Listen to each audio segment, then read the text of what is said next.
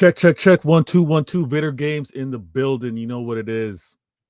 Got another show. Why always me? Thank you for tuning in. Thanks for being a part of the show. Thanks for dropping in the comments. I will shout out the very first in the comments for the show, for the day, all that. A lot to discuss. Now, this is crazy. A lot's been moving around. A lot's been happening within the world of football. And I got to obviously address things that I want to discuss from a City fan standpoint. I also need to talk about what happened last night, and I will do so. Need to speak on the amazing moments within football that happened last night, and obviously address some things. But if you tuned in, you obviously saw the thumbnail, saw the notification, whichever way that got you here. Thank you for being here. Now, I'm going to be discussing this. I'm going to be discussing leadership and the doubting of it. I mean, nothing new, but I will go into some detail because I think it's deserving of conversation. I'm hoping to see a lot more balance amongst the people that I talk with and the people that interact with this channel. And then also, if I can arm you with a few things to maybe think about, maybe look at things differently, have conversations from a different angle with regards to fans or rivals. Now, first things first, my peoples come first. My people, those that are here, those that are no longer here, thought of and always remembered. Now, I'm going to start the clock. I'm going to stay on point because I want this show to be nice like that. I'm also, before I do all of that, let me go to the comments. And I got to do a few things. So I know this has been played and started back up. So very first in the building today, I got to shout out. Very first in the building today, I got to shout out Godfrey. He goes, big up Vader, always 100. Thank you so much, Godfrey. Good looking out. I got to say, I see from your Abby. All right. You got Arsenal and Real Madrid on there. Explain a little bit. Explain that, Abby, today of all days, for those that don't know you. Explain that, Abby. Break that down for us. But I also need to show love to my gal, Rose, in the building. She goes, hey, Vader, I'm waiting on you. Hope I don't miss you this time. Good looking out, Rose. Thank you so much. My girl, DC, in the building. What a do, Blues. Hit the like button, please. Show Vader some love. Good looking out. Don C in the building. Good. Oh man, Don C.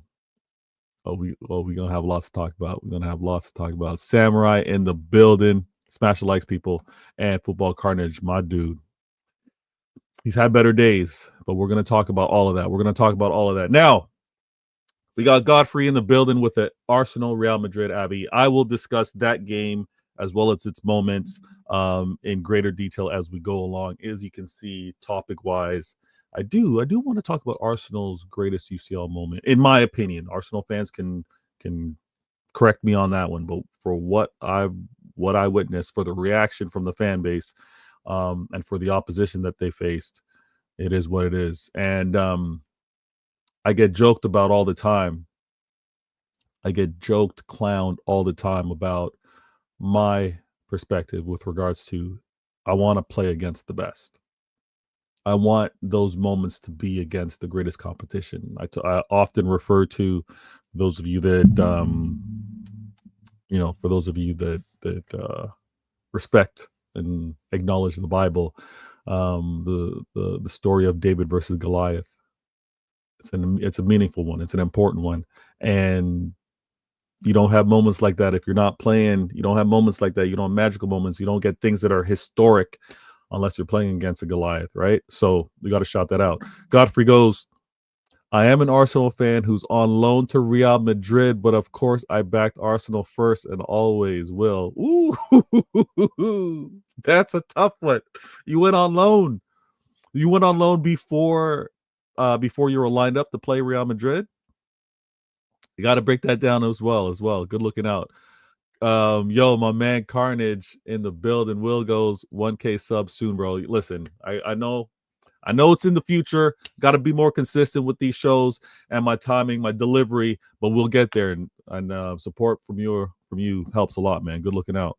Now, let me do this. I'm gonna start the clock because this needs to be proper. I want to go to these topics. And I'm gonna make sure that this goes on. So here we go. And this so everybody knows I'm Vader game. All right, listen. You can go down the dictionary, do what you got to do, but you should be able to understand the concept of questioning, doubting, versus giving the benefit of the doubt. And you know what? It's funny. It's actually good timing because when you have a series of different situations, different moments within clubs. You've got Real Madrid, amazing UCL heritage, history, obviously even success within their league, and you have a manager like Don Ancelotti. Then you look at Manchester City and the success that have been happening with a Pep, right? Then you also look at maybe the resurgence or the coming back to success in an Arsenal with a quote unquote novice or learning on the job manager in Arteta. And then you have the levels of doubting, right? You have the levels of questioning. And then certain managers you can give the benefit of the doubt to. Now, questioning an Arteta, I get it. First job, learning on the job, right? Was an assistant manager beforehand. But then when you also look at questioning a manager like Pep Ancelotti, okay, questions. Why did you do this? Why did you do that? All makes sense. Doubting them, doubting those two managers first. It's kind of the doubt already. One manager recently just gave you 2 UCLs. Another manager just gave you a treble and a four-peat.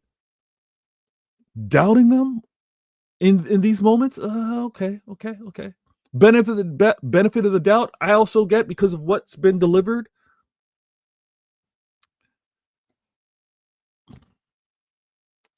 I've questioned certain tactics throughout games and matchups for Pep. Okay. I haven't questioned whether he's the right manager for the club. I haven't questioned whether he's the right one to get us back to success, which is where a lot of City fans are, funny enough.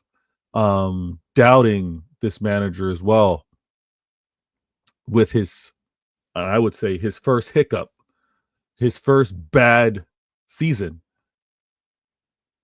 is almost like erasing what was done prior. I don't get it. I'm gonna be honest. I don't get the doubting part. I would understand if it's the benefit of the doubt to be like, okay, you know what? Let me ask some questions here. I'm not too sure about your answers, but I'm going to give you the benefit of the doubt because of what you've done previously to get this right. That's where I'm at. You know what? I'm gonna put this season as I can't place any bets. I can't confidently say going into this game that this is going to be the result. But if there's a season where I'm going to sit back and kind of give it the benefit of the doubt, and I see the comments, I'm going to get to you. It's this, and you see, I'm going to talk about a few other things, but the doubting of him, I feel like it's so early. I feel like there hasn't been enough of a run for it to be like this. When you take a step back as a City fan and you look at all of the factors that resulted in the poor form, because it's not always a case with what I'm hearing on repeat now. It's not always a case of him not playing the newly signed players. It's not always the case of him not playing quote unquote the youth. It's not always the case of him having an over reliant on, I guess, what would be considered the old players. That hasn't been it. It's been many series of things with regards to defensive injuries, obviously early days, and maybe trying to revamp the system, but early days without Rodri, right? There's so many things that have gone in, and you've seen this manager make some changes. Now, are they the changes, and have they been as timely as you wanted? I get why you're questioning it. I'm gonna be real. When I hear the fans doubting whether he is the manager to continue on next season, I'm like, whoa. Not enough has happened, in my opinion, for that to be the case. Let me get to the comments, and I'm going to move on with regards to the topics as well. Godfrey in the building. He goes, it's not even a loan thing anymore. Real Madrid is my second team. Okay. All right. There's your second team. Initially, I had on loan to Real Madrid in brackets next. Next to my name, but not anymore. Okay, I hear that. So they're your second team, and you're having your first team face your second team. So you kind of win either way because one of them are going to be advancing on. I'd be interesting to see how you cheered, But listen, we're going to talk about that Arsenal game for sure. Donna in the building, she goes, Wagwan, Mr. Vader. Good looking out, Donna. Thank you. You've been missed as well. Hope you're doing well. Did you change your Abby? I think you changed your Abby. Mr. Vader, you are my favorite Canadian. That says a lot. That says a lot. Hopefully you know many Canadians and I'm not just one of a few. So good looking out. Thank you for being a part of the show. Can Spurs win Europa? I think they can. It's football, and I'm gonna talk about it. It's football because we got to talk. Sport is competition. We're gonna discuss all that. So let me say this, and you do know many Canadians. Good. All right, I'm not one of a few. Now let me do this because I want to keep this nice and consistent, and we're gonna get this going. Vader game. Now, kind of spoke about it to kind of end off that last topic, but the trial and error. Listen, guys, we know our manager's been tinkering. We know he's been trying to find what the right combination is. He's been obviously showing some rotation with certain players. Let me reduce that a little bit. And I should actually adjust my camera. And he's also been making mistakes. I'm not gonna ignore that. He has been making mistakes. I think what we're definitely finding, because we've seen it in spurts, if we think about the Forest game on how we played, if we think about even how we played how we played versus Spurs, how we've played in cup runs, like the manager hasn't been all bad. The trial and error is where I'm like, I'm cool with it. Funny enough, this trial and error we see at other clubs, right? And I'm learning more and more with regards to how the interactions are taking place on social media, in the group chats, actually even one-on-one convos, is that it's so easy to criticize. And the thumbnail that I designed, like doubting great leadership, is nothing new. It's nothing new to doubt leadership, right? It's nothing new to actually doubt a series of success and the first error, the first falter. And I shouldn't be surprised, but I am surprised. I shouldn't have been surprised. I was surprised, and now I'm calm with it. Now, when I see all the crashings, when I see all the comparisons, when I see like, oh, look at over here, look at what they're doing, look at the bravery that this manager is showing, look at the players that this manager is choosing to play. Well, you also crashing on that manager for having mistakes when he was trying to do all that, right? There's fans that are like, oh, look at Arteta playing players in their position. Well, there was a time where Arteta wasn't playing them in their position. Trial and error. Look at what's happening with regards to even this Champions League. They want to talk about Modric, 30 plus, late 30s, nearly 40, playing in that midfield. And they want to talk about, oh, look at Ancelotti and what he's done. Look at what he's surrounded those players with. Look at the game result. I'm not going to hear any of you saying, "Oh, he played the 39-year-old player." Look at how he chose to play him. We'll look at the result now, right? There's so much like, "Oh, look at this. Look at what they're doing," and then you're not pointing the fingers back to being like, "Well, realize it's trial and error over here. This manager's going to figure it out." I absolutely love to just observe people watching, seeing what they have to say. Modric playing. Oh, look at that. Why don't we have KD? Well, when we played KDB or when we played Gundogan or when we played Bernardo Silva, everyone's crashing out.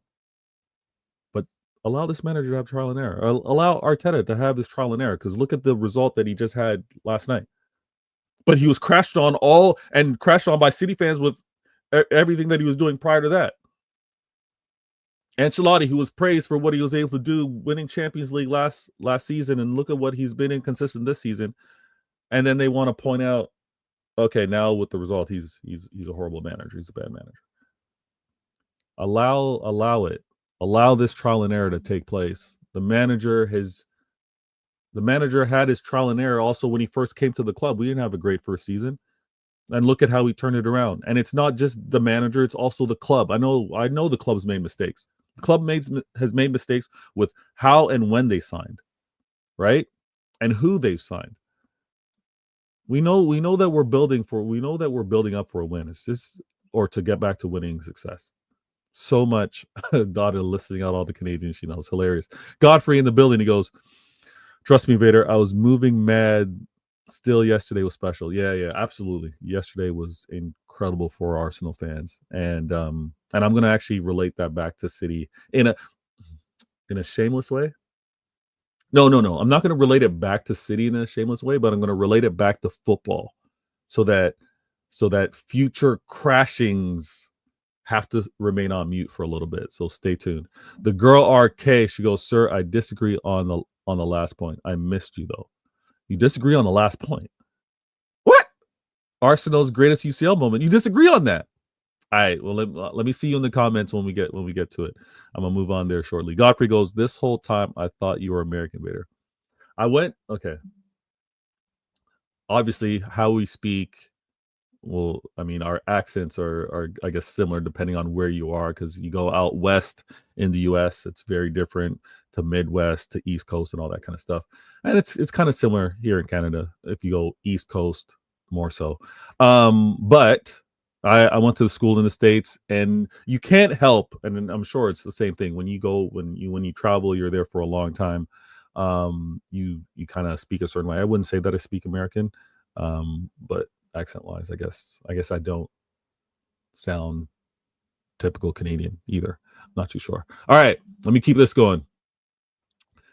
Yeah, trial and error obviously leads to corrections and success, so we're going to speak on that, and I'm going to have to keep this clean. Vader game. Now listen, I kind of hinted at it. Pep didn't have the best first season.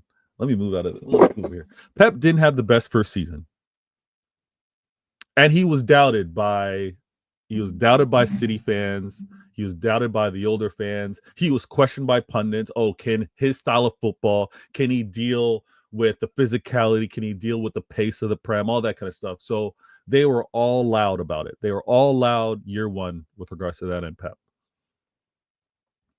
Year two, put those doubters on silent, put those doubters on mute for a bit, right? And he had the trial and error, like many managers do. So the labeling of a manager because of what they did is that's not what they are going to be for the moving forward. Because look at how many wanted to label Unai Emery. Look at how many want to label Ivan Arteta. But Pep's correction and success, his correction and success is like so evident, because he made the mistake year one, got it right. Centurions. If you want to say he made mistakes after the back-to-back Prems and the season where Liverpool were able to win, if you want to say he made mistakes on how he managed the injuries, how he was able to put the system together, sure. And then look at what he ended up doing after that. Like, I am so used to this doubting and overly critical, crazy to me. Questioning, I absolutely agree. You have to question all the time. That's how you improve. Like even after your successes, you question what did we do to get this right? How can we sustain it? The board have shown that when they've faltered, when they've dipped out, they've corrected it. The board have shown that if there's player personnel, if there's certain characteristics, if there's deficiencies, they go out and get it. And I kind of heard, why hasn't the club gotten the Rodri replacement right prior? Well, I mean, they were attempting to, right? We look at how it was judged on Rodri when Rodri was first acquired, when Fernandinho was here. A lot of critics, and look at what Rodri ended up becoming. And the clubs attempted to obviously get Phillips. They tried to get Declan Rice. They tried to get Jude Bellingham. They tried to get players kind of in that role or in that gap for a while, and obviously lost out to other clubs that were able to get those players over the line. Now we got Nico Gonzalez, and the club have been pursuing it. The correction for success has always been there. Whether you want to doubt the manager on whether that success will come again with him, sure, go ahead. I think it's human nature, but I have to start collecting receipts, and I want to start collecting receipts in like a creative way. Like, I want to have obviously I'll make sure to get the permission from these individuals, but I'm going to ask, can I not necessarily record, but can I mark the statement that you've made? Can I bookmark this claim that you've made? Like, I want to do that because I think it would be great reminders, and it's just naturally human, and if you share your opinion, you should be comfortable with your opinion being reminded to you in particular. But the correction for success, we know that it's there. We can see it. The club did it in January. In January, they went out, and yeah, we're going to be reminded. Look at how much you spent. Look at how much you splashed with regards to the cash. Yeah, that's for this season. That's for next season. Some of it were gambles. Some of it were, taking a risk, taking a chance. I'm confident that the club's going to be good with regards to success next year. Does success need to be that they're back challenging up for every trophy? No. But success would be to be back like we were prior, being able to compete and being amongst one of the clubs to win a domestic trophy. Let me go to the comments. The girl RK goes, oh, sorry. On the second last point, I double checked. The Arsenal one didn't show yet. Oh, my bad. No worries. You disagree with the second last point. The girl RK. Sport is competition, not entertainment. Ooh, I'm not skipping. I will talk about that. No, sport is competition. The girl RK, sport is competition. You've played sports. When you play sports, girl RK? When you play sports, be real with me. When you play, are you trying to entertain people in the stands? When you play, are you trying to entertain your friends or your parents that show up? Think about it. We'll get to it. We'll get to that. But sport is competition, in my opinion. But we'll have that debate a little later. Trust me, I'm with you on this one. All right, next. This might hit. This might hurt.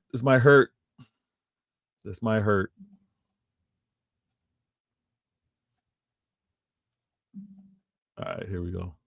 Vader game.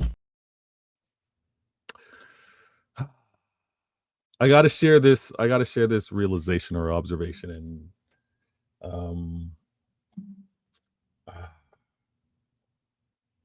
is camera picking me up? Am I loud? Am I clear? Not everyone's a warrior. Not every fan can deal with adversity, can deal with tough times, can deal with a down season. And you know how they often say like sport is a microcosm of real life? Oh my gosh, how true that is. Oh, how true that is. You can see those that have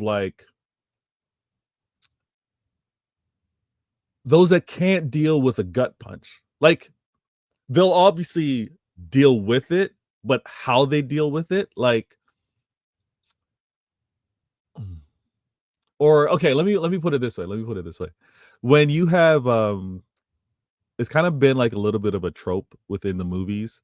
So I'm gonna use Denzel Washington, Remember the Titans. Okay, Remember the Titans was a American football movie at the high school level, and there's Denzel, the head coach, and then there's the assistant coach, and then there's the assistant coach that kind of like undermines, questions everything the coach does. Then you've got everybody should know this, but in the Matrix, this should not be a spoiler. But then you got the Matrix, and you got Morpheus, who's the leader, and then you've got Cypher, who doubts and questions. Right? There's a Cypher in every group, every fan base.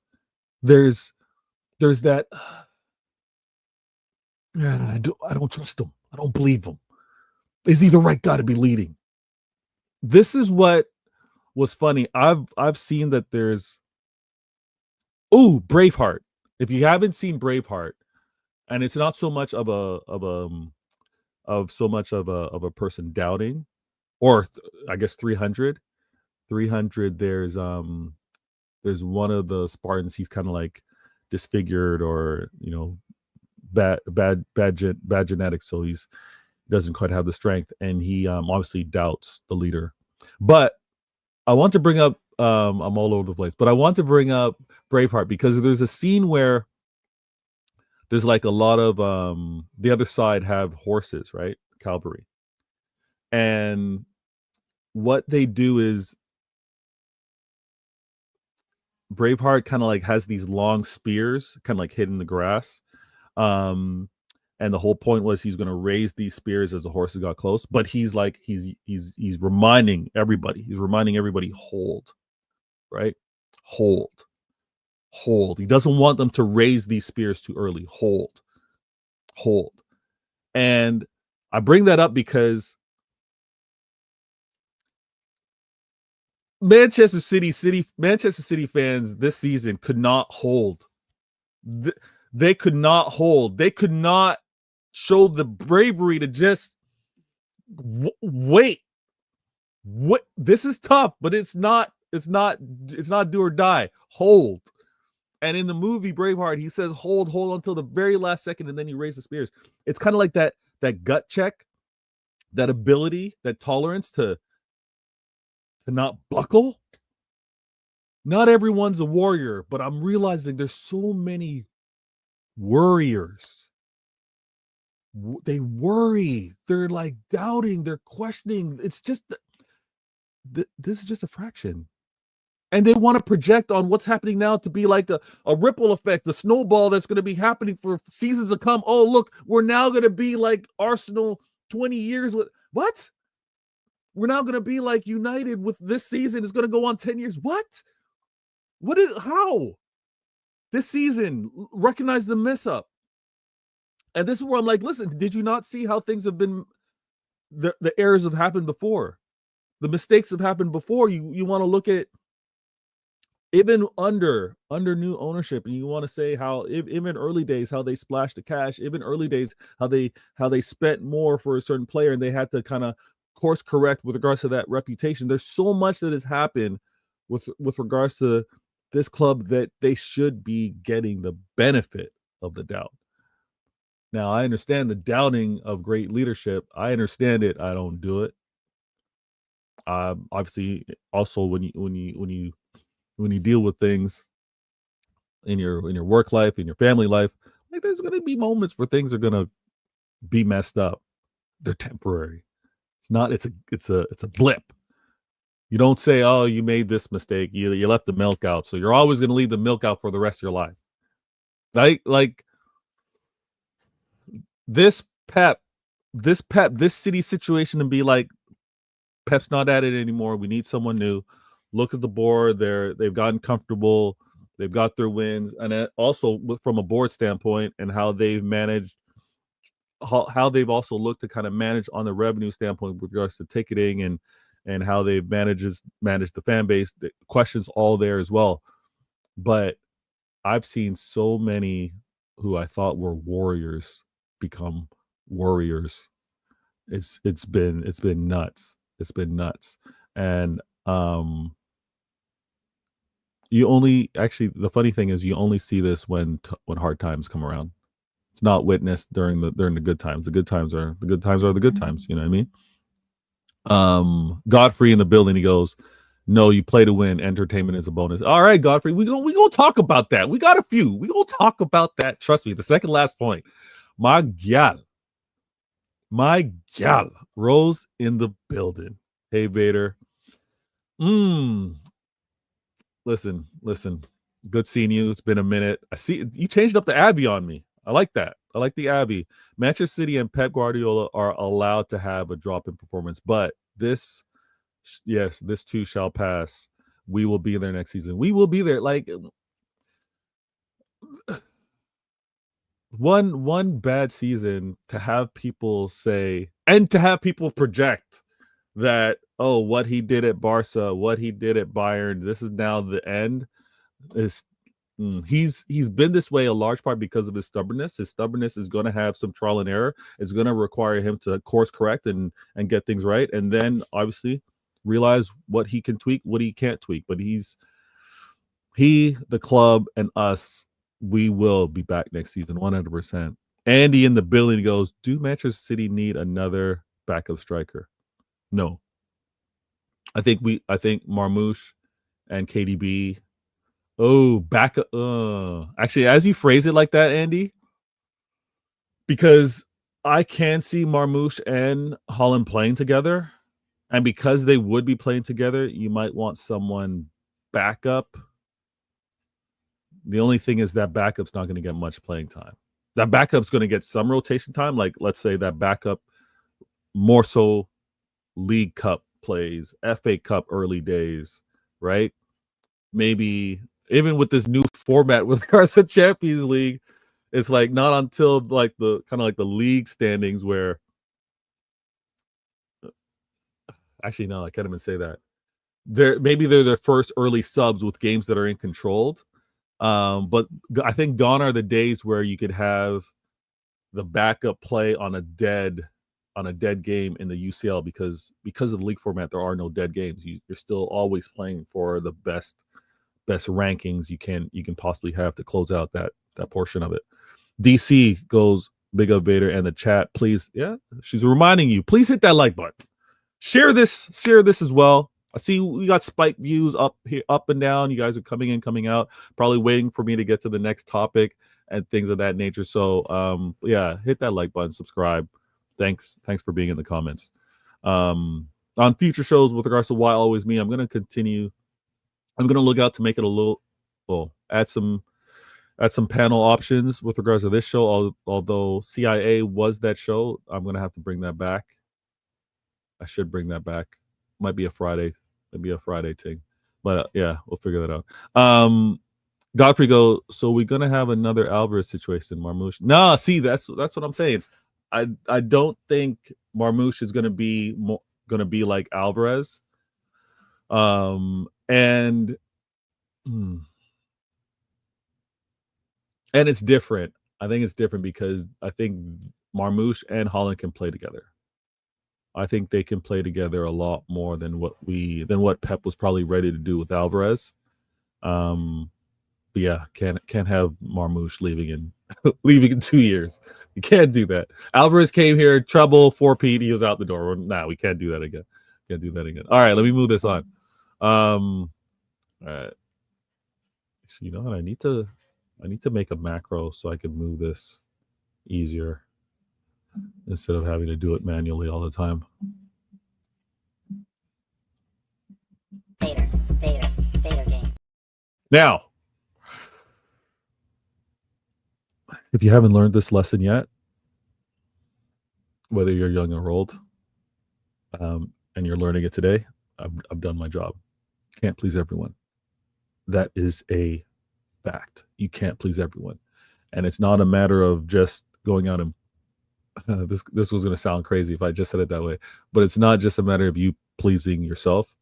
It's a matter of you doing how you want to represent yourself, how you want to represent your channel, your topics, or your thoughts, right? You do you. Those that come and want to mess with you, they enjoy what you got to do, cool. When you start trying to, okay, I'm gonna tweak it to try to get these type of people to tune in and view, I'm gonna tweak it to, nah. If you tune in and you mess with me, you subscribe, you like that, you hit that like button, cool. Is it gonna be a level where I change myself? Nah. Is it a level of where the club changes itself to please everyone? Can't. They've made decisions, right or wrong. They've made decisions, whether it's been for long-term success, long-term sustainability, that's going to irk some people. Fair. How they communicate, I'll be the first to say they can communicate better. How they've managed tickets, they can improve with regards to that. How they look to cater and make the club still financially accessible for the fans. They got to do how they actually adjust what a season ticket holder is, and the access that they have with regards to the number of games. All they can all adjust with. The reason why I say you can't please everyone is because, especially with regards to this season and what I've seen Pep do in terms of how he's managed the squad, what he's done in past seasons. You look at what he's had to do with regards to some of the talent. All right, I've been seeing this crashing lately. Oh, Pep begged Bernardo Silva to stick around, and look at where Bernardo is this year. Mind you, Bernardo helped us last 2 seasons. Look at Pep having a dinner with Kyle Walker, and look at what Kyle Walker is now. Mind you, Kyle Walker was important for us, more so the trouble season, and I would say the 4-peat. And then even prior to that, we know how important Kyle Walker was. We also know that without Kyle Walker and the devastating and tough losses that we suffered to Real Madrid, we can all remember how Vinny spun against Fernandinho, being so touch tight, but Kyle Walker sniffs that out. Kyle Walker is that type of defender. But you can't please everyone because they want to crash all of that. Pep and the club going out to having these players remain here, and then with the likes of losing a Cole Palmer, right? They want to crash it on that. They want to talk about, the fact that certain players were let go. Peroni. They want to talk like Julian Alvarez not being essentially forced to stay, right? They want to point all those things out. Now, you can't please everyone. I think the decisions that the club make at the time, and mind you, it's not working out this year.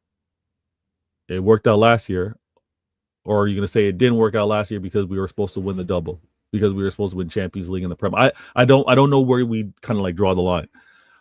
But you can't please everyone. And I find that the club, Pep, has done things to actually point the finger back at the fan base. I could be wrong, but we remember when many City fans were saying,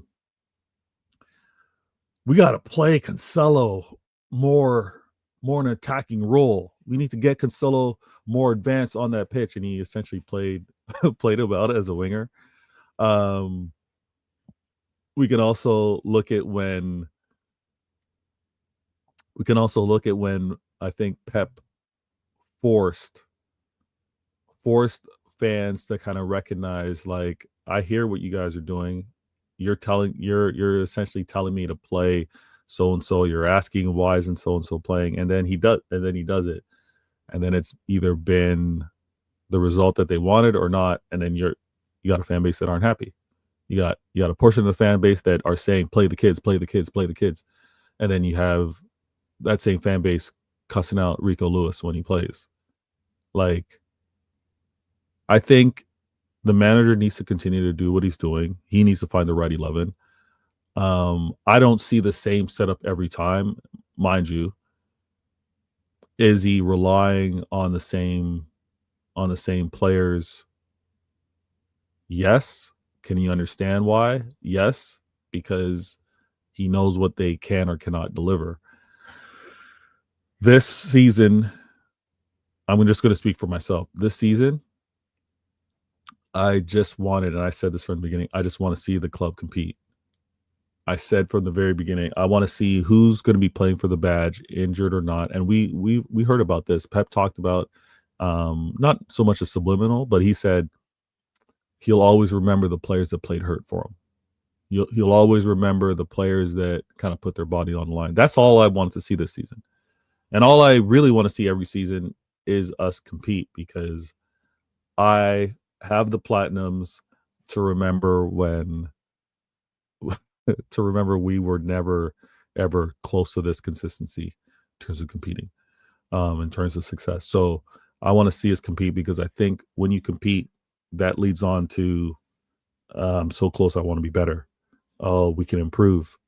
And when we compete, we also know what we lack. Another reason why I want to play against the best, because when we play against the best, you see exactly where your deficiencies are. You realize, okay, you know what? At right back, that's really where we have the gap. Or in terms of our midfield, yes, we got the skill, we got the technical ability, but we do not have the physicality, or we do not have the height, or we do not have the pace, things of that nature. That's what I was really looking at with regards to this season. And it's not over. It's over for those that wanted the Prem, wanted the Champions League.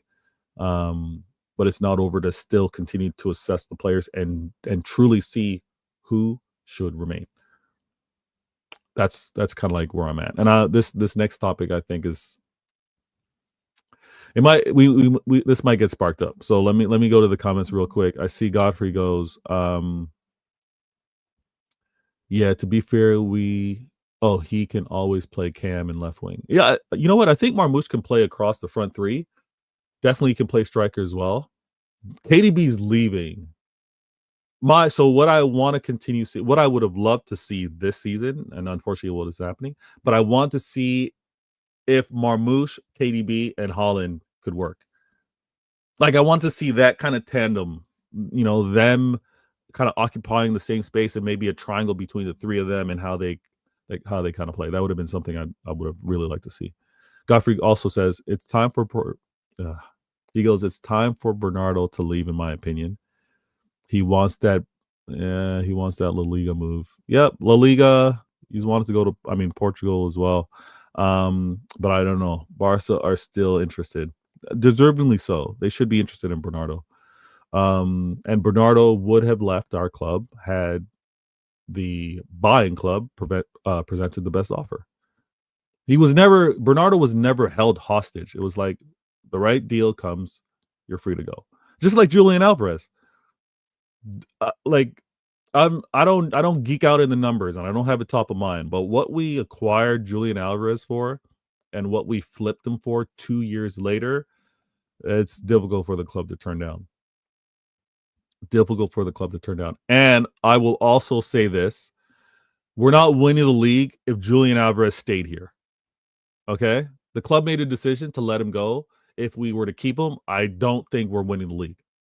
So I think the club made the right decision with regards to Julian Alvarez. But that's just me. All right, let me do this. Yeah. All right, here we go. Vader game. Okay. I think the girl RK wasn't agreeing with me on this one. And I posed the question. I'm not sure if she answered. And I'm going to ask everyone in the chat. Football, sport. I said sport, but I can do football. Football is for competition. At its core, that's what it's all about. That's what the players are all about. That's what the manager's all about. Now, everyone has their philosophy on how they want to play the sport, but no one's taking an overview of how to play to be entertaining. And this is where I'm at with regards to sport. Is competition, not entertainment. But because of the competition, I am entertained. Because of seeing, whether it's the women's game, whether it's the men's game, to see athletes go up against each other, to see one trying to outdo the other with technical ability or even with regards to their tactics. That's what entertains me. It's a chess match, right? I don't I really don't look to be entertained because how do I do this? Because the entertainment is maybe on the style of the individual, right? How they happen to move, how they happen to play, how do they happen to strike the ball, right? If they add their own, and I'm going to call it jazz, right? Jazz is old music if you guys don't know, but jazz is more ad lib. Jazz is more like impromptu, right? It's like it's freestyling. So, but it's still freestyling with a certain technique and obviously understanding. I like my sport to be competitive. And this season, to see how many clubs are competing and battling for top 4 is amazing. Battling for, European football is amazing. But I don't look at this for entertainment, and managers don't set up their teams. I mean, look at what's happened over the last few years with Simeone. Look what's happened recently with Arteta. And Arteta was part of Manchester City when we were Centurions, when it was like flying football. Now, I think everyone looks at the strengths of their players, looks at the tactics that can be effective against the opposition, and how you compete, how you dominate can be entertaining. Because if you were to take quote unquote entertaining style of play and have loss after loss after loss, uh, you think that fan base is going to say they're entertained? Nah, nah. I don't think so. And what I also want to point out is that this season, seeing my club compete, but not as good as it has in past seasons, um, I'm still appreciative of the competition, of the fight. Am I as happy? No, because I want my team winning. Am I less entertained? I'm less entertained because of I'm less entertained with some of the tactics chosen. Is my entertainment higher if the tactics resulted in more wins? No. But is my appreciation for the competition with regards to getting those wins still high? Yes. Oh, does that make sense? I hope that makes sense. When I hear fans talk about like, I'm not entertained by football these days. Well,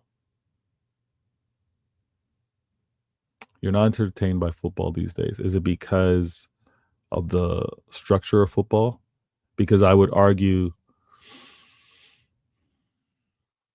it's probably you know what? Let me take a step back.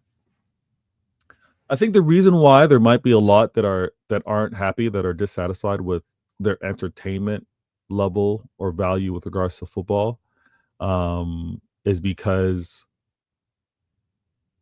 most teams are actually taking it very pragmatic. Most teams are being very risk adverse. And when I want to talk about different styles of play, like you could have managers that say, you know what, we're going to take our chances here because there's risk and reward. So I'm going to take certain opportunities. There's also some managers, some clubs that have decided to like, essentially play for no risk, play for essentially a draw, right? Sometimes you see that with regards to football. I can understand that being I'm not as entertained, but I never approached this sport. I never played the sport to try and entertain others. Um, that's on. Okay, actually, let me take this back. The sport for itself has got to be competition. How the FA, how the broadcasters then display the sport is on them to make it entertaining, right? Camera angles, even what they're able to kind of like pinpoint in terms of how you can see the game, overview, side view, all that kind of stuff that goes into the entertainment. But what you essentially want to watch is a competition. I hope I'm getting my point across well. The girl arcade goes, even Pep said it recently, it's just entertainment. I think Pep said it's just entertainment. Maybe that's for, but if he's saying it's just entertainment, that's for maybe the fans that show up. If fans show up, want to be entertained, I I guess, but they don't want to be entertained with like foolish football. They don't want to be entertained with like, poor structure, attacking or defending like, you know maybe I'm struggling to get my point across, RK. Because I get why Pep would say it is for entertainment. People show up to what well, okay, actually, people show up to be entertained by the competition, the girl arcade, right? Because Pep is criticized. He's like, people, the fans, the away fans, the traveling fans didn't come here to see them not play their best, to see them not play to compete, right? So I think that's where he's saying we're entertained by seeing the players compete at their best, to actually do their best to win. That's how we get our entertainment. But we don't get our entertainment if, for example, a player is on that pitch doing keep ups and skills and not really playing to score, to win, to defend, going in for a 50-50 tackle, that type of stuff. Godfrey I think Godfrey understands what I'm trying to get at. But when I hear people say they're not entertained by football these days, I think sometimes we all look at things differently. I often look at football as like a chess match. I look at, oh, okay, this is what my club's trying to do, and I also look at, okay, I see what the opposition club are trying to prevent us from doing, or even what they're trying to do, and just that battle. I also heard recently, like, there's too many, it's too robotic, it's too systematic, and funny enough, everybody wants to blame Pep on this one. Everybody wants to blame Pep on why things are so robotic and systematic. I think because not enough managers, not enough managers are on their end. When you got Pep and he's looking at his whiteboard or whatever, and he's looking at how to be so attacking, looking at how to have possession, and you then have the opposing manager that's not looking to have possession. Like, to say it's copying tactics, wanting the ball isn't copying Pep's tactics, right? To seeing a club that wants to have the ball and be dominant possession and be dominant attack, that's not copying Pep, but it's not having a good enough plan to do so. So then when you have manager that then gets systematic and then say, you know what, we're going to surrender not having the ball, so you have the ball, and we're going to be compact.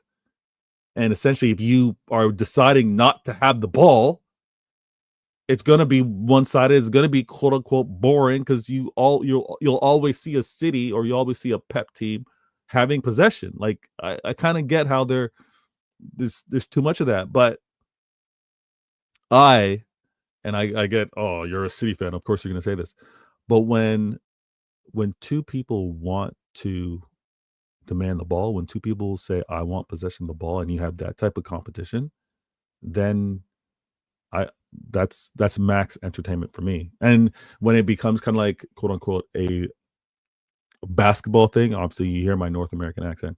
If it was a case where you had, whether it was North American football or North American basketball, or if it was hockey, just the imagining the opposing team always surrendering possession to defend and try and like counter is, I don't know, it's very odd to me. And it's something that I want to actually talk about.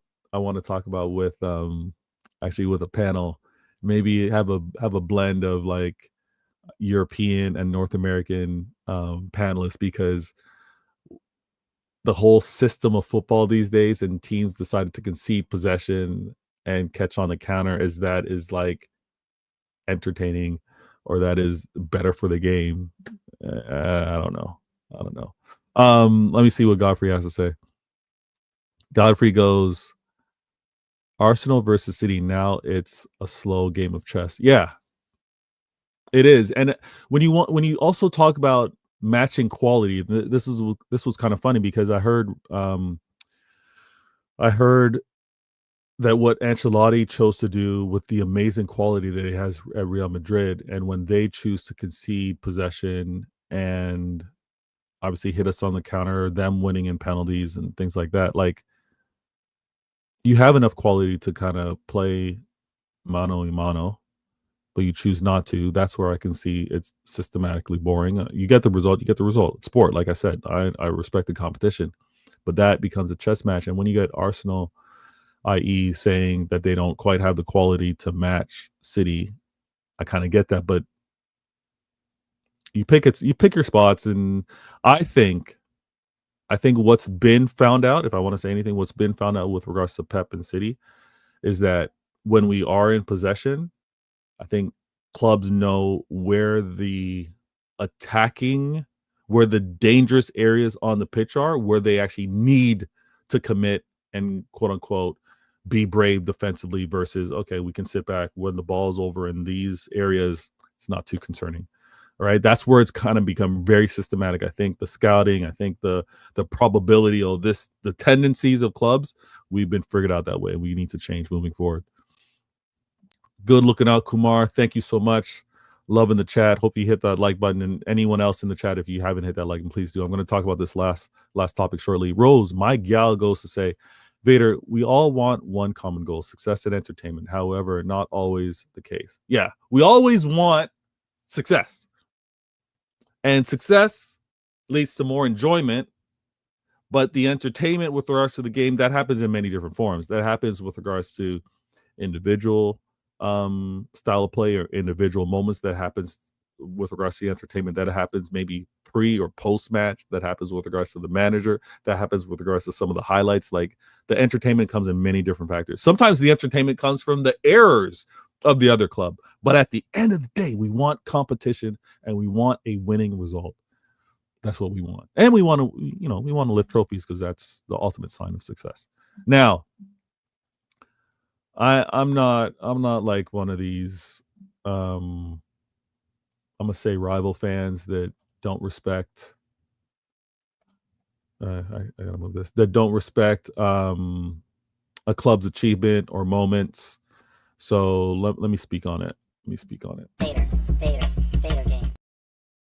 Let me say this. First and foremost, I'm a throw out a disclaimer. If this comes across like treating Arsenal like little bro, if this comes across like I'm so experienced, I'm not. I don't mean to do that. I don't mean to sound that way. I do want to acknowledge, and it's kind of like a consistent theme today, but I do want to acknowledge that this is sport, and we play and we watch for moments like these. It can't always be the favorites win. It can't always be better 11 versus the other 11. So the result, it's already done. It's never that, right?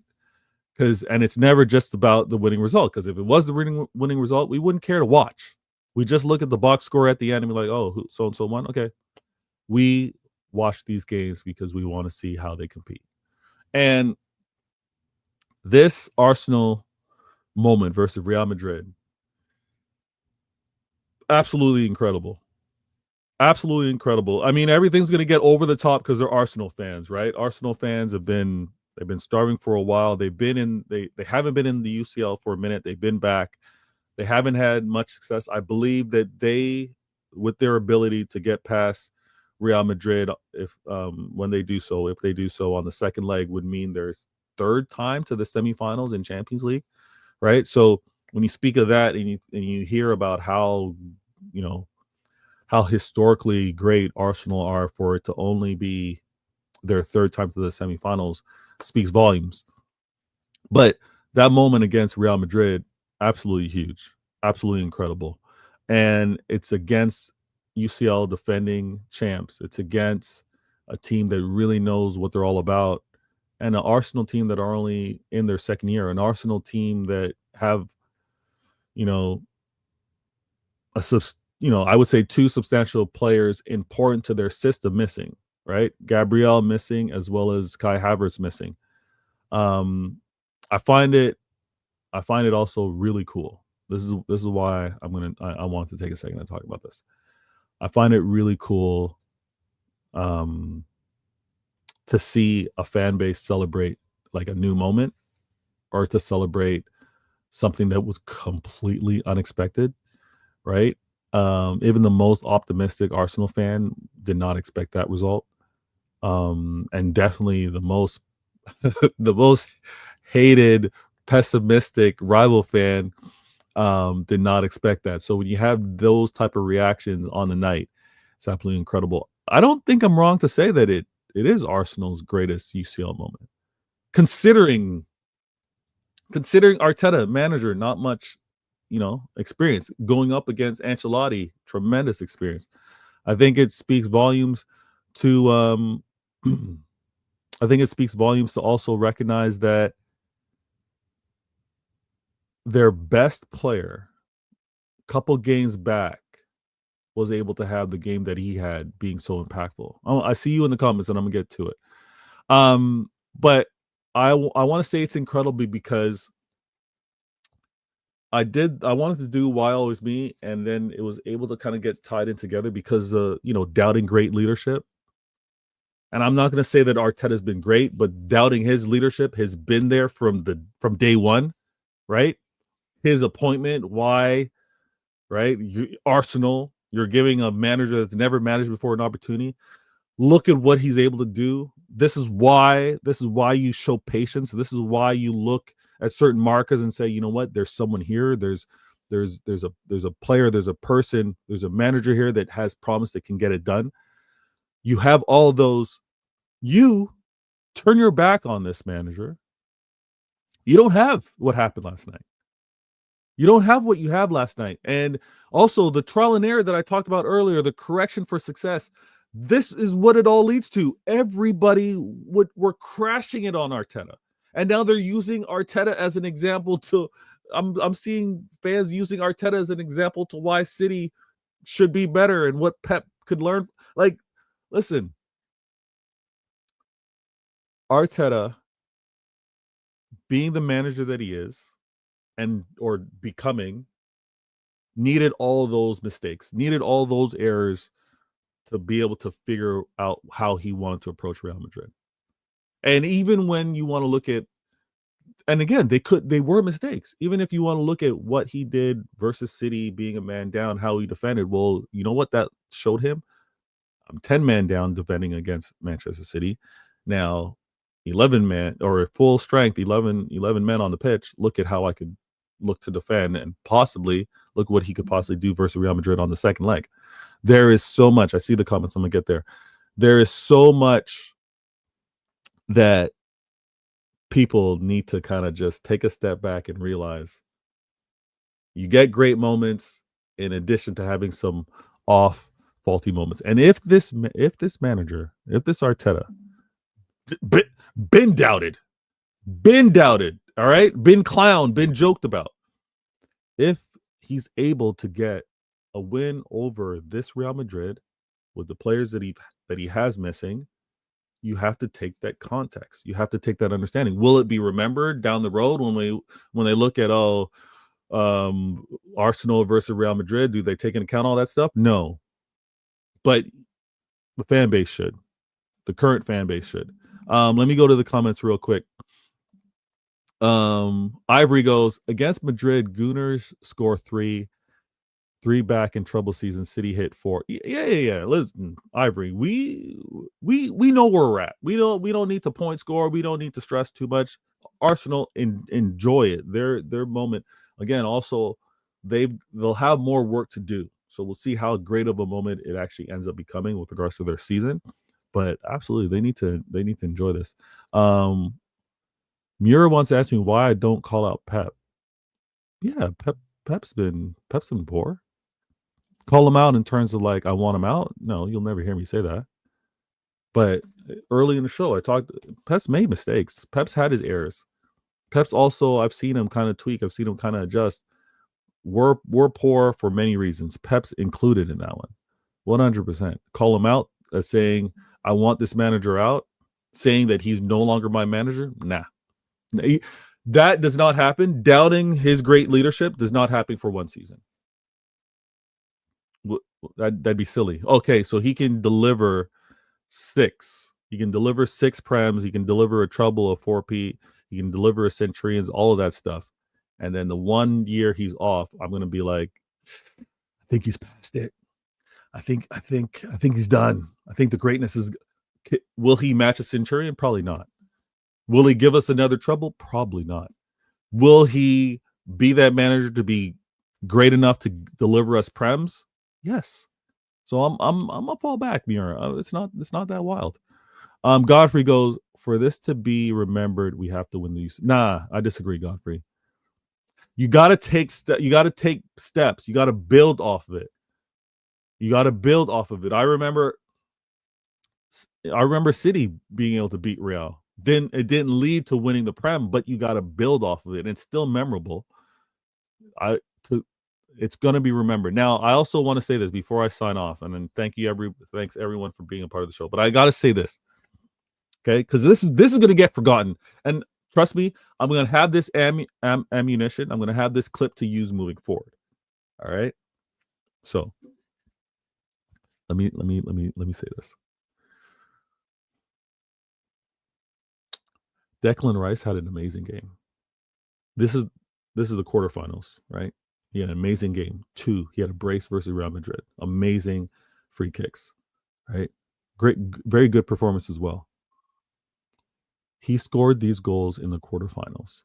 What I will not have, what rivals will not have with me, and I will remind them real quick to dead all these silly conversations, is because Declan Rice didn't do this in a semifinal or final, does not dismiss him as being a good player or having an impact with regards to Arsenal's UCL.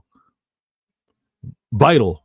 You could say Rice was vital to Arsenal in their Champions League season this year with that brace alone. Because it didn't happen in a semifinal and final, it's not gonna be a critique of his importance to a club or winning ways, right? And the same thing goes now when rivals, especially you Arsenal fans, you're gonna have to relax on this one. Arsenal fans, don't take shots. Don't take shots at other rivals and being like, you know what? Oh, where was their goal or assist in important match? Oh, where was their goal and assist in a semifinal or final? Where the goal talk, the goals and assists, that's for kids. That's for kids when they're trying to do the back and forth. They're trying to do the banter. They're trying to say who's good, who's not good. Because look at that game that Saka delivered. That game that Saka delivered was their G&A. Weeks, months, years later, 4 years later down the road, you're going to be in the conversation. It's going to be on Twitter, X Spaces. You're going to be on YouTube. You're going to have the whole banter going back and forth, and you're going to be like, "Oh, Saka, where was his G&A?" And you're going to be like, "Dude, this is where did you not watch? Did you not watch the game? Saka was important in that game. No G&A, none. Right? So, Arsenal fans, rivals, the GA talk is silly. It's actually silly. It's lazy. Because we've seen players be integral. We've seen players be so important, so impactful, be the conduit, be the center point, be the focal point, be the one that kept everything running, but it didn't amount to a G&A. And let this game be the most recent thing, and then you're like, guys, shut up with the whole you're attacking this rival player, you're attacking that rival player for no G&A. You get just witnessed Bukayo Saka have such an important game, and it didn't result in a G&A. It's that simple. Let me see my gal Rose had to say. She goes, to all ungrateful fans, there's much more success with Pep than not.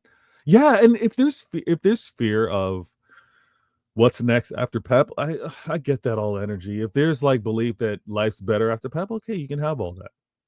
But the way some talk, Rose, I completely agree. They are so ungrateful for what he's done.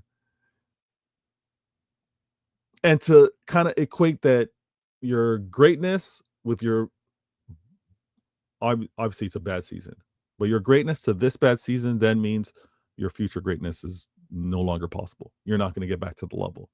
I don't get that at all. I don't get that at all. It just it complicates things so much to be like, and Pep said this in interviews. He's like, I'm liked, I'm revered because I win. And he knows that once he stops winning, the pressure's there. He's out the door. He knows this. He's seen it. So I think he knows exactly what it's going to require for him to be in good favor, and I think he's going to be back at the level. Dominating with troubles, no. Staying here and maybe giving us back-to-back prems, probably not. But is he off it to not be a great manager anymore? I disagree. Godfrey in the building. I think Godfrey goes, agreed, Vader. It's not all about GA. Listen, the GA talk is dead. I can't wait. Because I'm gonna keep this.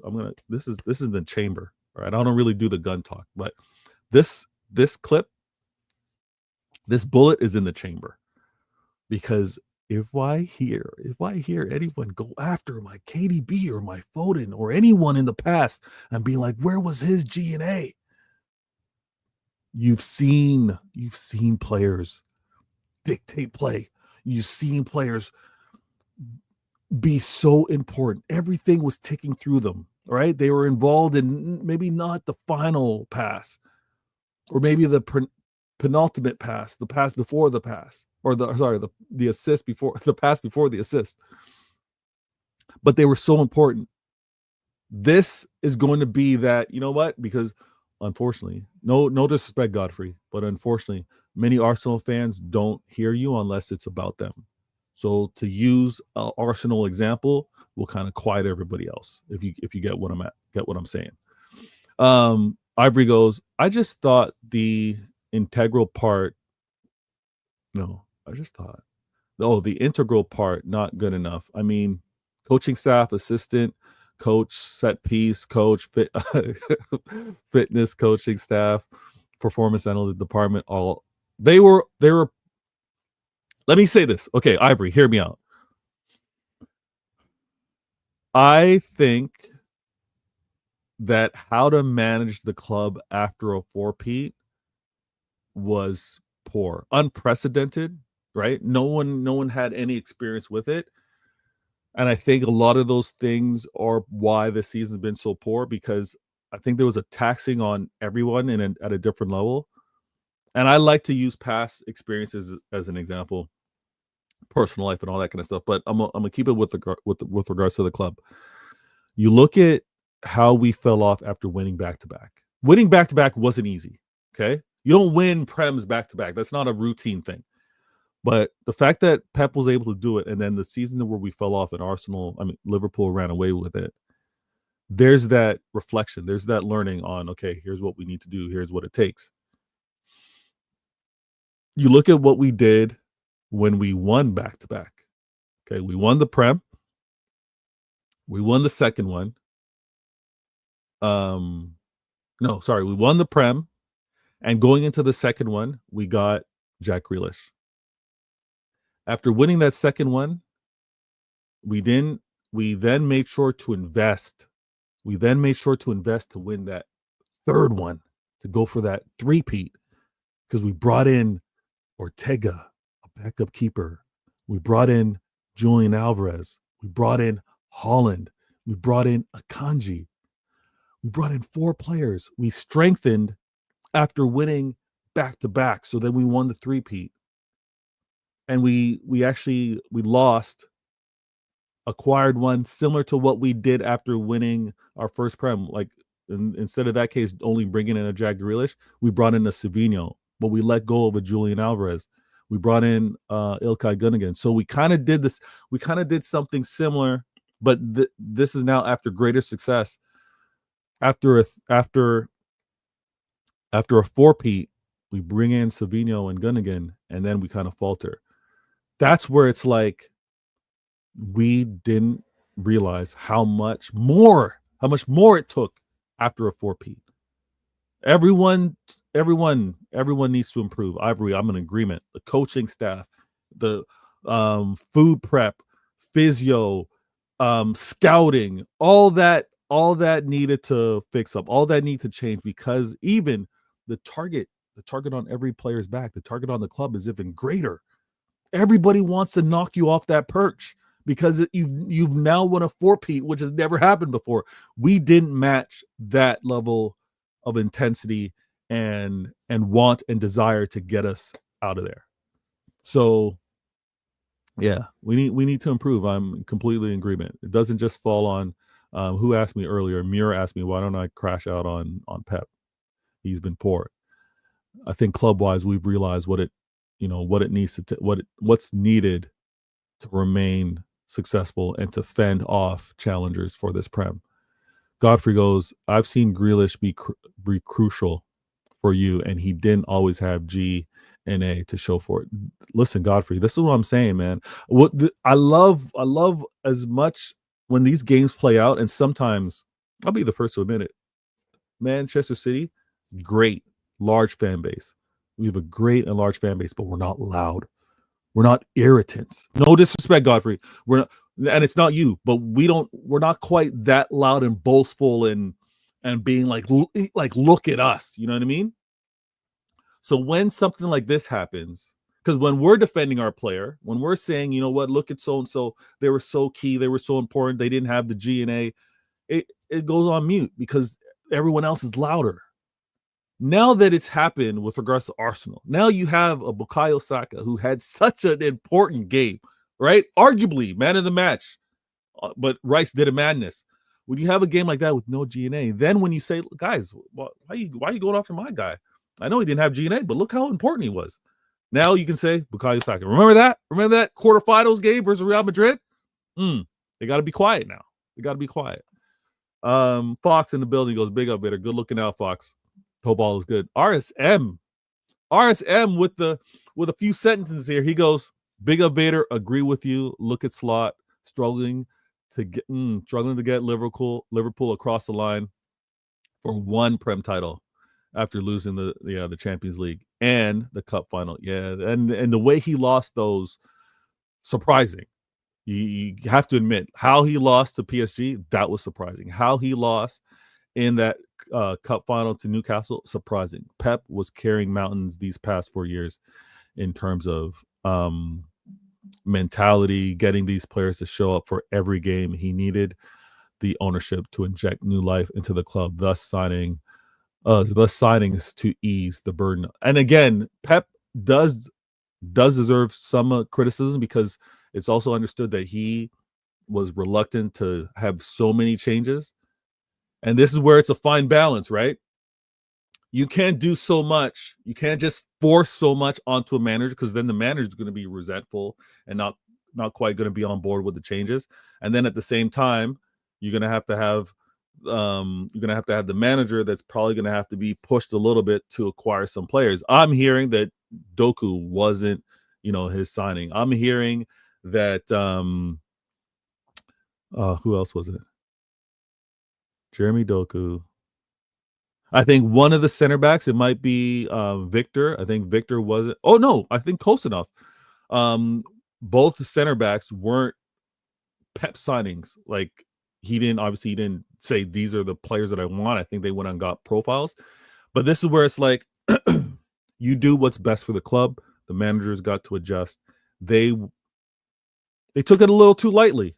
They thought they were better off, and it happens. We see it in business all the time. There's times when Under Armour was kicking Nike's butt. That underlayer, that a whole apparel game, Under Armour was crushing it. Right now, obviously, Nike's gotten their way into it, but that happens. The winners get back. The winners get back. Yeah. Now, way appreciative of everyone in the chat and the comments and the likes. I hope you enjoyed this show. I tackled all of these comments, and for me, I need to write these down so I stay top of mind. I had to talk about the doubting. I had to talk about the benefit of the doubt, the questioning, all natural. I get it all. It's all, none of this is new. Doubting leadership, none of that is new. It's going to continue on. I just think that certain accomplishments should allow you to have those questions be a little lighter.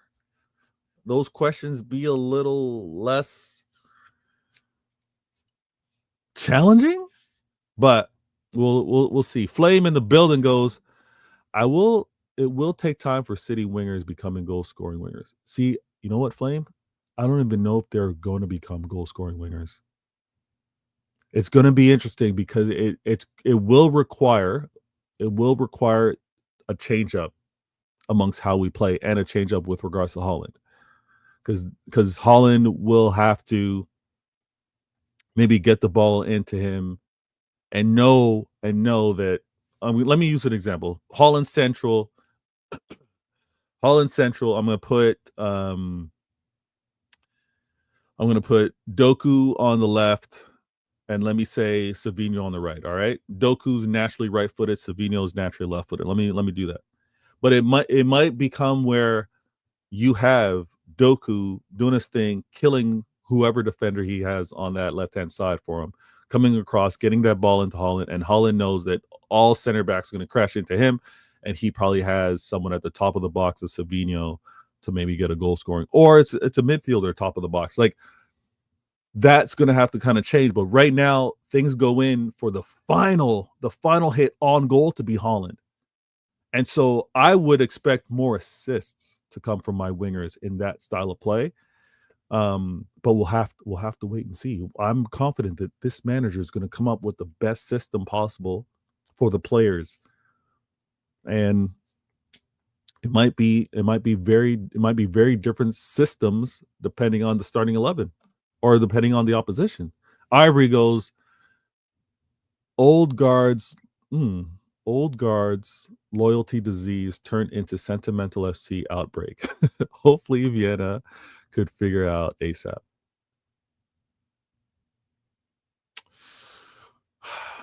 Ivory, I want a combination of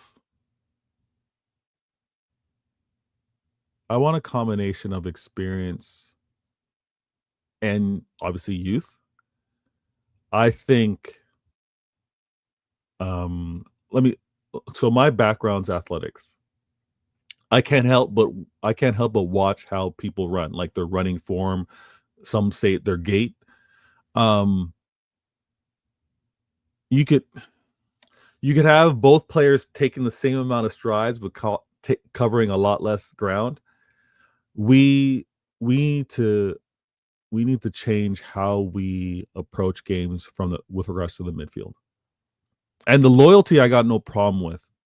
The loyalty defensively, I have no problem with unless it comes down to availability, health. If there's any sentimental or overly sentimental energy towards players because of over sentimental energy towards players that are very injury prone, I got an issue because they're not available. Why are we showing that? Now, if there's over sentimental energy sent towards players that cannot keep up with the pace of the game, and pace of the game I mean within midfield, I'm going to have an issue because that is where we get ran on. That's where we get ran on. It's the midfield. That's where the numbers come from. That's where it's most dangerous because you can see the other teams, other clubs can attack us with their wing play, yes. But what they're able to do, and sometimes they just square up. They're squared up with the defender, and they're waiting because they know whoever it is going to be running past Bernardo Silva. They're going to be running past Gundogan. They're going to be running past Kovacic. KDB plays high up the pitch, but they're going to be running past KDB. And that's where it's been a big issue. Yes, I've had my criticism of Pep sometimes with the high line because I don't think Diaz can afford to be close to any defender with if he's man marking and a ball over top, and he's going to try to keep pace with anybody that's running downhill. But we need to fix up our midfield. That's where the fix needs to happen. When there's whispers of a Camavinga, and I know he just got sent off in that Real Madrid game, but when there's rumors of a Camavinga possibly coming to the club, yeah, make that happen. Yeah, I'm all for it, because I can see that combination, or even more of a holding midfield. And then, you know what's funny? Rodri's not a traditional holding defensive midfielder. If he were to flirt, be a little higher up that pitch, I'm not mad at that. But we just need to be able to have runners. Flame goes, City recruitment been poor last season. Yeah, the last couple seasons, I'll agree. I guess that's why Vienna is now at City. Vienna and Tiki are working together. They're gonna get this fixed up this season or this summer transfer window. And this is Somali Flame. This is what I wanted. I'm chilling because I don't want to talk too much with the transfer window, because obviously there's still so many games left to play, and I don't like to do the speculation because the stories change so often. But the summer transfer window is going to be entertainment in itself, because City, unlike Liverpool, are playing in the Club World Cup, right?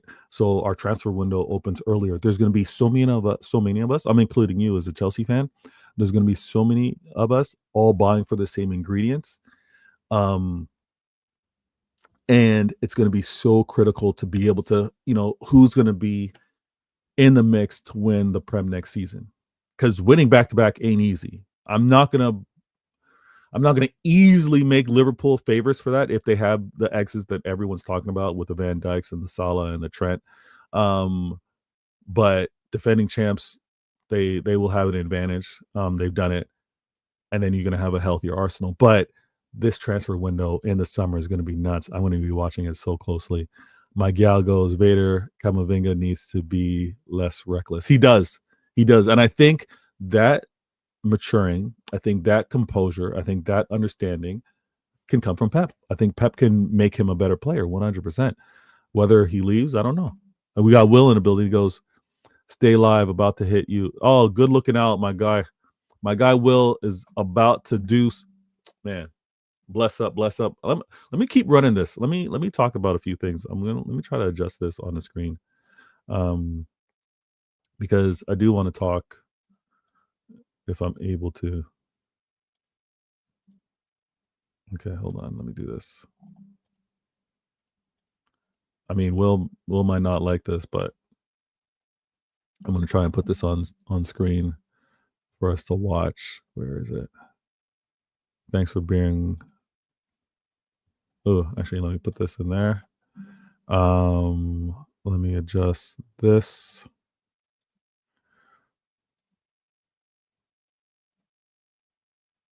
Okay. How do I do that? Okay. I'm doing a little on-screen magic here.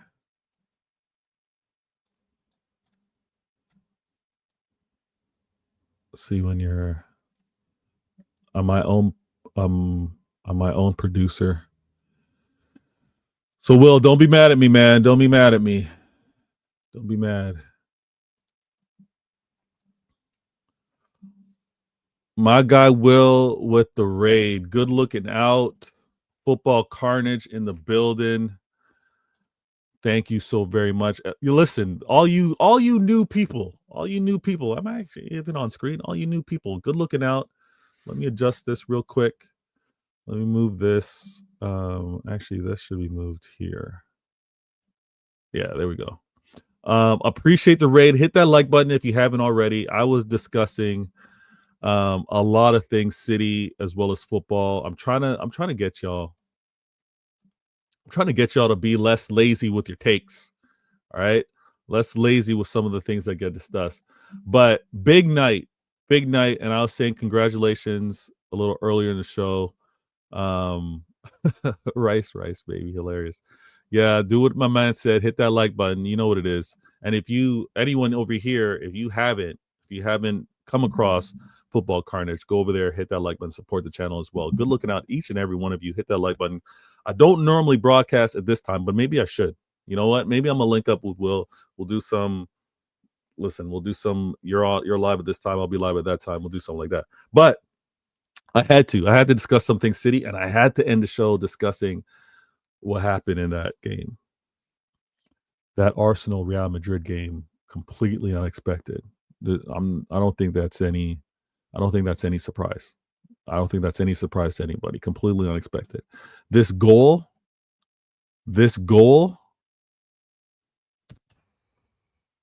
nuts.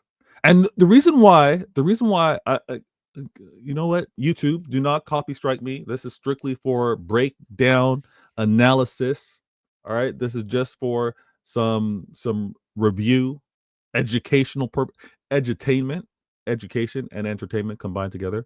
But look at where Courtois is. Look at where Courtois is. Can you see that? He's actually shifted more towards where Rice goes. And I can't play this in slow-mo, unfortunately. But maybe I can start and pause it. Oh, and look how the wall spreads out.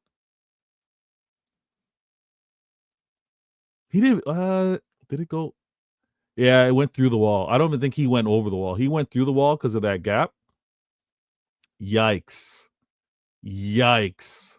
Abdallah in the building. Good looking out, my guy. Thank you so much for being a part of the show. Everybody over here from Football Carnage Raid, hit that like button, subscribe if you can, please. On my way to 1K, humble beginnings. You know what it is. But that free kick was crazy. I think how he struck that ball, like how he delivered it. I'm not gonna go wild. Okay, maybe this is the City part of me. I'm hating a little bit. I don't think the technique was that wild when you actually look at that breakdown, right? You know, let me do it again. All right, so obviously, when you look at this one,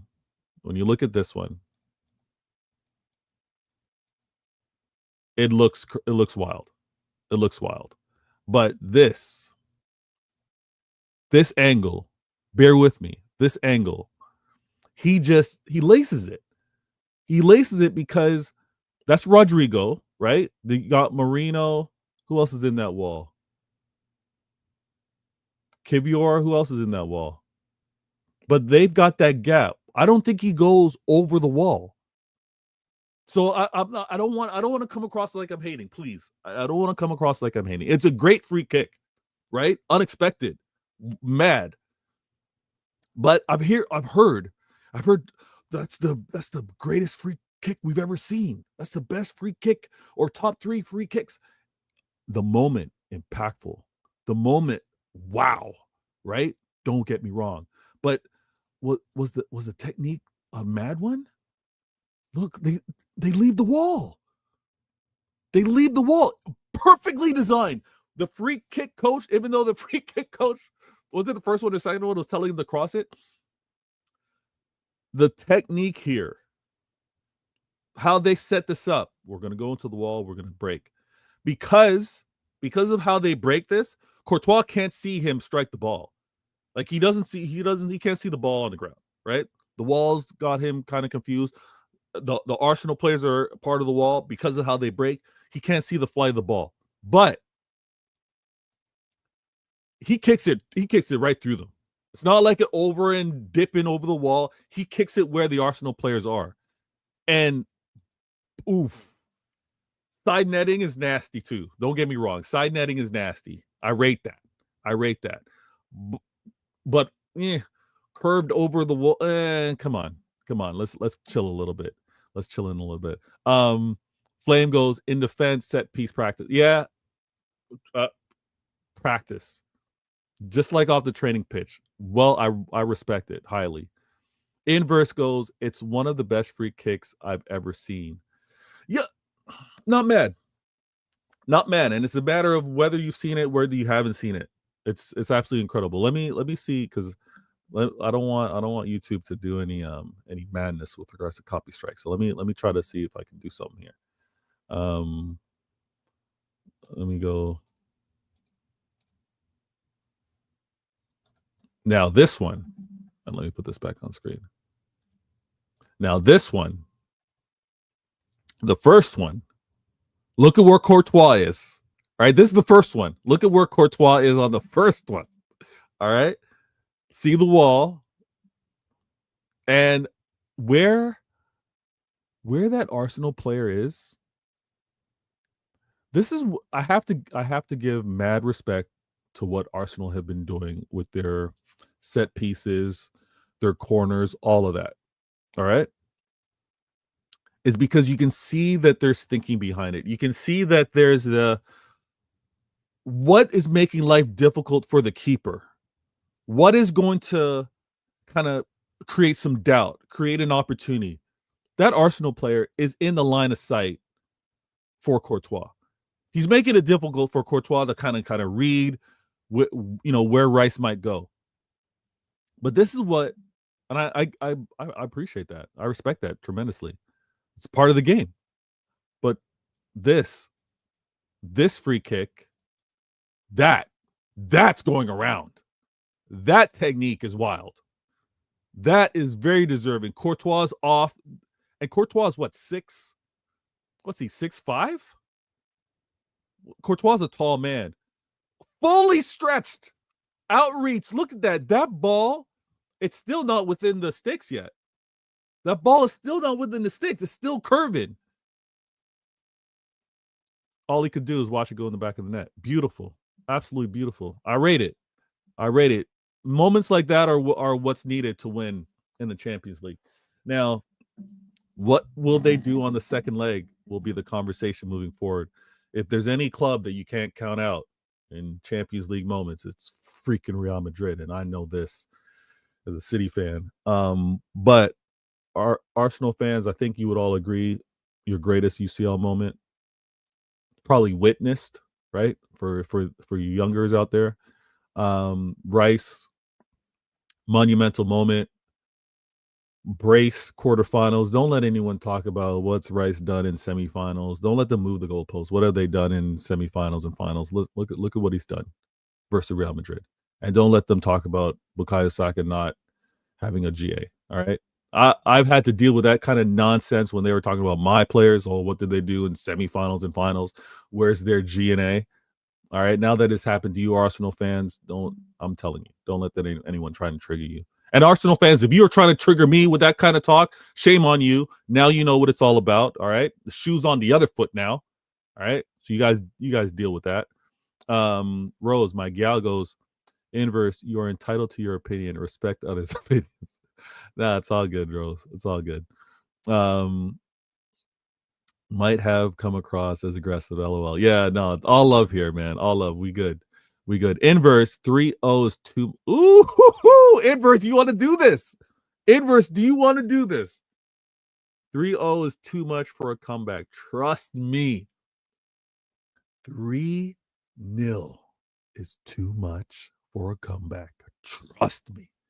He said, the fact that he said, trust me at the end. Inverse, trust me. Okay. All right. I got you. Listen, Will and the raid, absolutely incredible. Hopefully what you've missed, you'll be able to go back and catch. Now Wills wants to come off mute over here. Vader knows about our comebacks. Listen, many clubs know about your comebacks. You can't write Real Madrid off. I think they're going back home. They're gonna, jokes aside, they're gonna close the roof. They're gonna be whited out, right? They're gonna be whited out. What kind of Real Madrid greats are gonna be in the stands, right? It's gonna be a mad one. You can't. Now, this is what you can't ignore. Inverse, everybody. You can't ignore the energy or the nervousness or the tension that's going to be there. That's one thing that can't be ignored. And you also can't ignore situational football. If there's a goal that happens early, if there's a yellow card that happens on a defender or the defensive midfielder, There's a lot. There's still a lot of football to be played. This week is going to be all Arsenal enjoyment. Go talk your craziest, talk your wildest, right? And I don't want to little bro you, but I know what that energy is like. I know what it's like. You listen, Real Madrid, and moving on beyond that. So incredible moment. Live it up, but it ain't over. It ain't over. Somali Flame goes 4-0 would be over, but 3-0 it's still on. It's still on, especially, and my desk is made of wood. You pray that it's going to be a even strength game, no injuries, none of that kind of nonsense, because honestly, Arsenal can't afford to lose anybody else. They can't afford to lose any other players. But I do give credit where it's due. Real Madrid have this reputation for a reason. They've had these comebacks, like Will wanted to remind me, that guy. But if there's gonna be a game that's going to define a manager, define a club, it's gonna be next Wednesday. Listen. The league's over. Arsenal are not winning the league. All right? They're going to finish second 3 years in a row. Never been done before. But what they can do to make that a little less of a is beat Real Madrid. Beat Real Madrid. And then it's on. We have like 2%. What is this, milk? It's 2% chance. Stop this. I think no Camavinga is going to be tough. I think Arsenal being so capable of playing good defensive football is going to make the day long. It's going to make the day long for Real Madrid fans. Yes, I've seen them do it, but Arsenal have some of the best defense in the world. They haven't conceded more than 2 goals since. Those records are all great. Haven't conceded since. Listen, inverse. Y'all got this. All things on paper, probability, y'all got this. But it's going to be tense. And you got to be healthy. And you've got to not have any of the dark arts that Real Madrid tend to do with these yellow cards and I don't even want to think about it just yet. Rose, my gal goes, Vader, I hope Arsenal dump Real Madrid out of the Champions League. You want them to... You know what? Me too. Will, I'm sorry. Will. I want... see, here's the thing. Sometimes I can be a little like... There's a dark side to me. But I think how this would play out, and I hate... I hate the fact that PSG are on the same side as Arsenal. I wish it was the opposite side. The entertainment that I would have if it was Arsenal and PSG in the final with inverse, sorry to every Arsenal fan, Godfrey, but for it to be Arsenal in the final losing, and that's me being a little vindictive because of how City lost a while back to Chelsea and how Arsenal fans were talking. But that's where I would want, like, the hurts a lot more the closer to, right? But I'm in agreement with Rose. I would want Arsenal to knock out Real Madrid, because then they're going to be talking all big and bad, all bossy, and then they obviously lose to whoever's next, PSG, Aston Villa. And the final is going to be nuts, because the final, many are suspecting that it's going to be Inter or Barcelona. But yeah, wow, inverse in the building.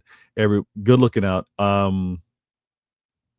Yeah, we're gonna see some parking the bus. Omar in the building. Omar's got to say, we will have Chouameni, Mendy, and hopefully... Oh, really? Okay. Salibos, but no No Camavinga. All right, you got players back. You got players back. All right. Omar, I'm listen, it's gonna be great. It's gonna be great entertainment. Rose is reminding Park the Bus. Arteta will play demonic Park the Bus. I'm telling you, it's gonna be wild. I've seen him play the most disgusting, surrendering possession to City with a man down. I can only imagine what he does with 11 players. It's gonna be nasty. It's gonna be nasty. 11 players behind the ball, maybe by like the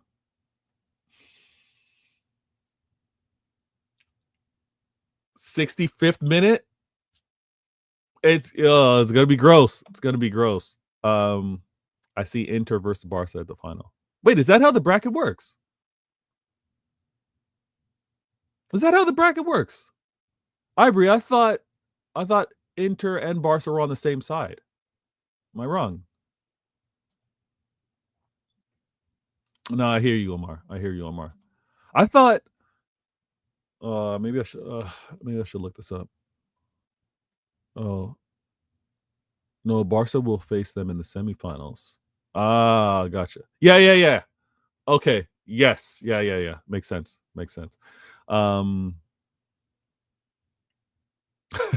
There we go. That'll be wild. I'm okay. I hope I made some new friends here today. I hope that I can actually make this routine in terms of timing with regards to the show wise. Let's say if Will just ended his show at noon, then I'll look to do. Yeah, that's good. Yeah, I'll try. I could probably push work earlier and start my show. All right. Well, you know what? I'll discuss off stage. Everybody, I hope you enjoyed the content. Whatever you missed, please go back and watch. I always enjoy when I get a chance to talk to the regulars as well as new. And if you're new, hit that like button, hit that subscribe button, be a part of the few to get me to that 1K. Much appreciated. Oh, Omar goes on to say, Abdallah goes, Barca or Inter will win the UCL. I gotcha. Our chances are still extremely slim, though it's embarrassing that Roberto Carlos watched us lose 3-0. He was in the stands for that. And he saw those free kicks. Ooh. Oh, that hurt. Yo, Abdallah, good looking out, man. Thank you so very much. Hope you hit that like button. Thanks for being a part of the show. Inverse, big up, Vader. Thank you. Now, I'm going to do a sign off. Why always me? Hopefully you enjoy some of the past shows that I discussed. I'm going to do that in a little clip, knocking this show out. And catch me next time. Blessings to my gal Rose, always. Always enjoyed the combo. And I like the new Abby. And listen, Omar, I'm going to see you as well. Good looking out. Enjoy this outro. And we'll catch you on my next Why Always Me. Good looking out.